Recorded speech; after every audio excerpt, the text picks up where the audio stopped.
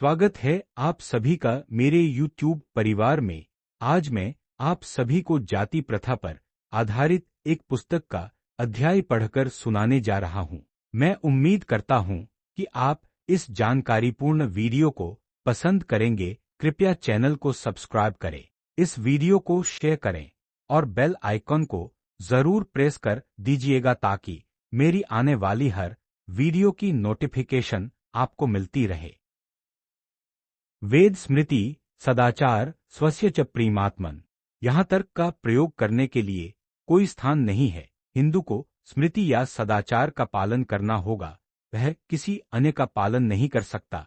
इस संबंध में सबसे पहला प्रश्न यह उठता है कि यदि वेदों और स्मृतियों के अर्थों के संबंध में कोई संदेह उठता है तो उनके पाठ का निर्वाचन कैसे किया जाएगा। इस महत्वपूर्ण प्रश्न के संबंध में मनु के निश्चित विचार हैं। वे कहते हैं, योवम नियत्ते मूले हेतुशास्त्राश्रयात द्विज पूर्णविराम स साधुभिर्बहिष्कार्यो नास्तिको वेद निंदक पूर्णविराम।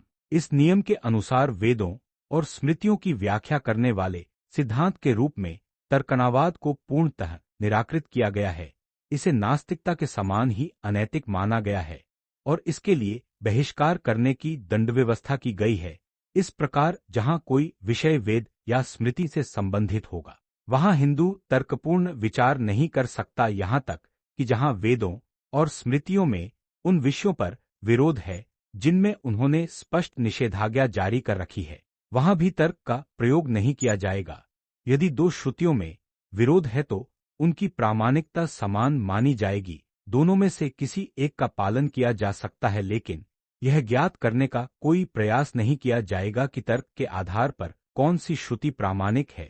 इसे मनु ने इस प्रकार स्पष्ट किया है, श्रुतिद्वैधन तु यत्र स्यात्तत्र धर्मावुभौ स्मृतो। यदि श्रुति और स्मृति के बीच विरोध है तो श्रुति को प्रामाणिक माना जाएगा। इनके विषय में भी यह ज्ञात करने का प्रयास नहीं किया जाएगा कि तर्क के आधार पर दोनों में से कौन सी प्रामाणिक है। इसका उल्लेख मनु ने निम्नलिखित श्लोक में किया है, या वेद बाह्या स्मृत्यो याश्च काश्च कुदृष्ट पूर्णविराम सर्वास्ता निष्फला प्रेत्य तमोनिष्ठा हिता स्मृता पूर्णविराम। इसके अतिरिक्त यदि दो स्मृतियों में विरोध है तो मनु स्मृति को प्रामाणिक माना जाएगा, लेकिन यह प्रयास नहीं किया जाएगा कि तर्क के आधार पर कौन सी स्मृति प्रामाणिक है। बृहस्पति द्वारा दी गई व्यवस्था इस प्रकार है, वेदार्थ प्रतिवादी प्रामाण्यन ही मनो स्मृतन मनवर्थ विपरीता तु या स्मृति सांशस्यते। अतः यह स्पष्ट है कि कोई भी हिंदू उस किसी भी विषय में जिसमें श्रुतियों और स्मृतियों ने सुस्पष्ट निर्देश दे दिया है, अपनी तर्क शक्ति का प्रयोग करने के लिए स्वतंत्र नहीं है। महाभारत में भी यही नियम विहित किया गया है, पुराणन मानवो धर्म सांगा वेद चिकित्सितन आज्ञा सिद्धानि चत्वारि न हन्तव्यानि हेतुभिः पूर्णविराम। हिंदू को इन निर्देशों का पालन करना होगा। जाति तथा वर्ण ऐसे विषय हैं जिन पर वेदों और स्मृतियों में विचार किया गया है। इसका परिणाम यह हुआ है कि यदि किसी हिंदू से तर्क करने का आग्रह किया जाए तो उस पर कोई असर नहीं होता जहां तक जाति और वर्ण का संबंध है। शास्त्रों में केवल यही नहीं कहा गया है कि हिंदू किसी प्रश्न पर निर्णय लेने में तर्क का आधार नहीं ले सकता, बल्कि यह भी कहा गया है कि जाति और वर्ण व्यवस्था में उसके विश्वास के आधार की समीक्षा तार्किक ढंग से नहीं की जाएगी।